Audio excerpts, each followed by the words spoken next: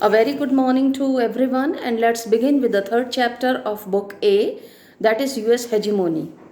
In my last lecture, I had made this thing clear that some of the display of the military power of the US, and how is it so that even since 1991 and just after, I must say that the Second World War, there were certain episodes which took place, and which makes it very much clear that even during those years, even before the disintegration of the USSR, America had started behaving like a hegemon of the world.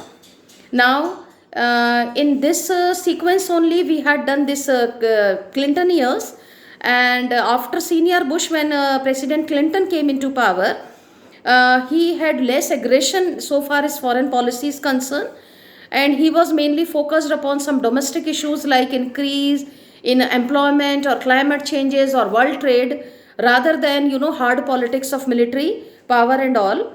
But still there were certain episodes like bombardment in against Al Qaeda, like of cruise missiles, series of crashing of a series of cruise missiles in at Al Qaeda in Sudan and Afghanistan, and against Yugoslavian action, like which they did against Albanian population in the province of Kosovo.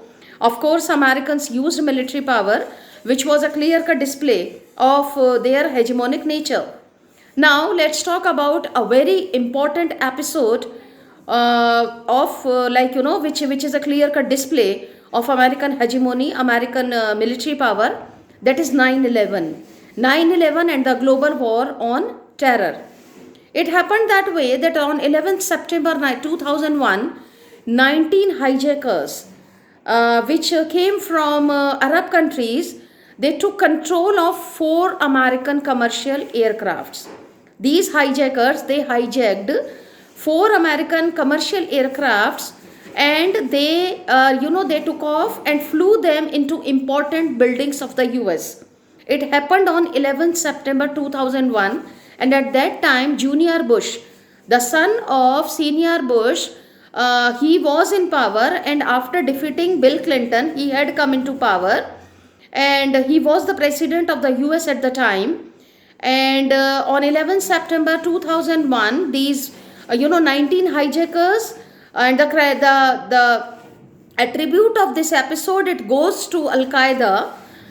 We know about it, a highly notorious this terrorist group, whose leader was Osama bin Laden, who was killed by the secret agencies of America in Pakistan later on as a retaliation of this episode only. So, they hijacked 4 American aircrafts, and they flew them into important buildings of the US. One airliner each crashed into the north and south towers of the World Trade Center in New York. A third aircraft crashed into the Pentagon building in Arlington, and in Arlington in Virginia, where the headquarters of Defense Department of the US it is situated. And the fourth aircraft, it was bound for the Capitol building of the US Congress. This terrorist attack is considered to be the biggest in the American history, and it was a very big episode for American life. And the attacks killed nearly 3,000 persons in terms of their shocking effect on Americans.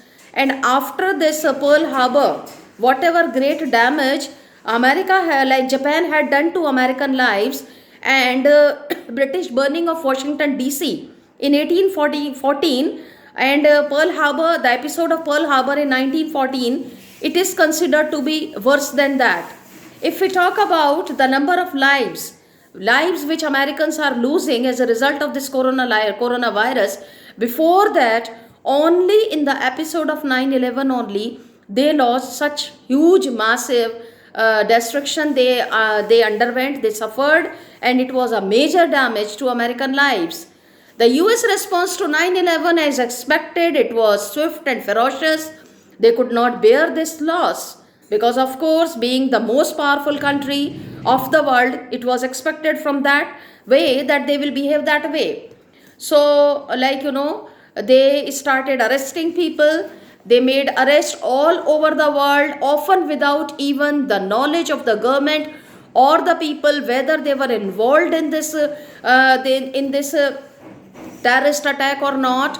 But of course they arrested without thinking for human rights, and they did not follow the guidelines of the United Nations. Even like the governments or the people who are arrested, their own family members, they did not even come to know where those people were kept.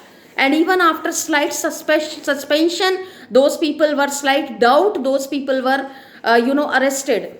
And some of them, they were kept in a US naval base which is over there in Cuba. Some of the people where they were kept, even the representatives of United Nations, they were not permitted to meet them. And this operation which America had started against this 9/11, as a retaliation of this 9/11 episode, it was called Global War on Terror. America named it Global War on Terror, and it is also called Operation Enduring Freedom. I repeat the name of this operation. It was called by America Operation Enduring Freedom. It was all those suspected who were behind the attack, mainly Al-Qaeda and the Taliban regime in Afghanistan. Taliban regime had been overthrown in Afghanistan recently, but still it was doubted, it was suspected that they were an ally of Al-Qaeda in this regard only. And later on, of course, they kept on searching for Osama bin Laden, the mastermind, the leader of Al-Qaeda terrorist group. And after quite a long time, he was killed in Pakistan by American secret agencies only. Thank you.